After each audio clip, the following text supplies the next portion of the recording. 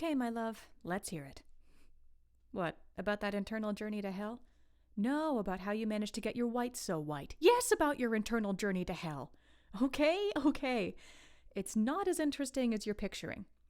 Well, let me be the judge of that, if you're willing to share. Okay, so I have to preface this by saying I wasn't entirely sober. In vino veritas? Nope, in cannabis relaxing. And no, I don't think this journey was in fact a trip, although I can't say for certain. Noted. Carry on. Well, I was watching the Try Guys acupuncture video.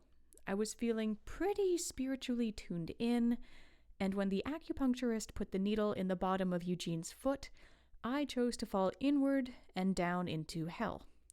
I landed there, and a voice asked if I deserved to be there. I answered yes, and that, to the best of my knowledge, all people did.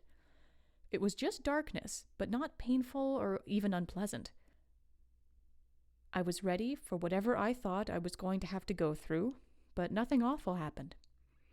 There was an elderly, kindly man draped in gold who told me that there were no keys to enter hell, but keys to leave. He handed me 2 old-fashioned golden keys and said one was compassion and the other was understanding. He told me that if I used them in life, I wouldn't have to go through hell. I think then was when I figured out that hell isn't an eternal torment, but where you use compassion and understanding to heal yourself of how you've hurt others. Using compassion and understanding in life can help to prevent harm and heal it when you realize you've caused it. I was free to go, but before I did, I asked if I could share the keys. I wasn't planning to leave until I got a yes, but the old man laughed and said that, and I quote, "I expected you would." And then I came back. Wow, interesting. Out of curiosity, what made you decide to go to hell if heaven was an option? I guess I felt like I deserved it. I know I've injured people in life, usually through thoughtlessness or having to disappoint others to maintain my health and happiness, like when I ended those relationships. I figured also that there had to be times where I've hurt others completely without knowing it. I mean, I live in the first world. I drive a polluting car. I live on stolen land. My food and clothing has a cost to others and the planet, no matter how sustainably I try to live. I figured I should face the consequences of my existence before I get to explore the light fun stuff, like making yourself work out or do chores before you can relax with a slice of cake. So you think the fact that you're existing and have survival needs that make any negative impact on the world means you need to go through some form of accountability procedure after death? I don't know, but I think maybe yes. If I have even a slight hand in someone's harm, even if I disagree with the outcome and how responsible I am for it, I should at least acknowledge that I somehow figured into someone's pain. Even if someone's pain has nothing to do with you? If they see you as a representation of the harm they've suffered? Or if they mistakenly believe you've caused them harm when you're entirely innocent? What someone feels is what they feel. The point of being there in that healing journey isn't to fix what others feel or have them understand that I feel they're wrong, but to understand and hold space for healing with compassion. If someone held me responsible for harm that I had no hand in, I think I'd be there to understand what they feel, see what contribution I had in their suffering, accept, heal, and forgive what I did or failed to do. If just my existence caused that pain, and I had no direct or indirect impact on that pain, then I would still be led to understand and feel compassion for myself. Wait, don't you mean compassion for them, the people you've potentially injured? Or yourself? You feel compassion for all of the above. You're not there to be punished and made to feel worthless and unlovable. You're healing to feel the lack of separation between you. Do you think every being has to do the same journey? I'm guessing. It doesn't feel right to say that any impact you've made doesn't count as long as it's small enough or common enough. If you throw a wrapper on the ground where everyone else has dumped their garbage, you're still contributing to the problem, even though it was just one wrapper one time. It makes sense to still be accountable for it. You're not making hell seem as terrifying as it's usually shown. Well, it still is.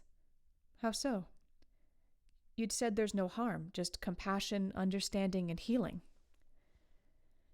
You're still going through all the times you've caused harm. It's not fun. Speaking only for myself, I try not to think about all the times I've made mistakes, misspoken, or reacted and caused pain. I feel horrible when I do. All kinds of guilt and shame and wishing I were dead. And that's all for the accidental and avoidable pain I've caused. There's still the pain or discomfort I caused others when I set boundaries, because otherwise I would have been mired in regret and resentment. The idea of having to go through all that with the same intensity of the event is more frightening than anything the church has come up with. So did you have to go through all the injuries you've dealt to others? No, nothing. So now I'm wondering if I'm supposed to do all of that healing and accountability work while alive. Like, do I have to reach out to the partners I broke up with and apologize for their pain? Is just recognizing with compassion and understanding what effect I had enough? How will I know when I've done enough of that and can stop feeling bad for turning down that guy in high school that wanted to date me while I didn't, and I did a poor job of figuring that out before really hurting him? So it sounds like you went to hell to bring hell back with you. Not quite. I think one can always be in hell, maybe. I guess I need to use the compassion and understanding I came back with, mainly on myself, to explain why I did what I did and allow myself to heal and forgive myself. And maybe to realize that you can't undo what's happened as part of the understanding. Then, hopefully, there will be less of the guilty wishing things had never happened or that they'd happen differently. Using compassion and understanding to forgive and let go rather than endlessly ruminating. And if I use those keys going forward, I'm hopefully less likely to hurt others in the future. So, win-win. To be honest, I'm still a bit concerned that you feel your very existence would cause you to go through some kind of accountability trial after death. Maybe that's how the ego gets healed after death. Maybe that's how the soul learns. I get the feeling, and this is just my impression, mind you, that the more healing work you have to do in hell, the more you're going to have to come back. What, you mean reincarnate? Yep. If you've worked through things enough and learned enough, maybe you don't have to keep going back. That idea sounds familiar. It should, it's not a new one. So you went to hell to face your, for lack of a better word, sins before your death, so as to hopefully not have to come back after death? Yep. Maybe we should chat about that next. Why? That's a common goal for a lot of spiritualities. And are you approaching it from a place of spirituality, or just not wanting to have to do this crap anymore? A bit of both. Fair. So have you been to heaven? Not yet, I think. But I have some ideas.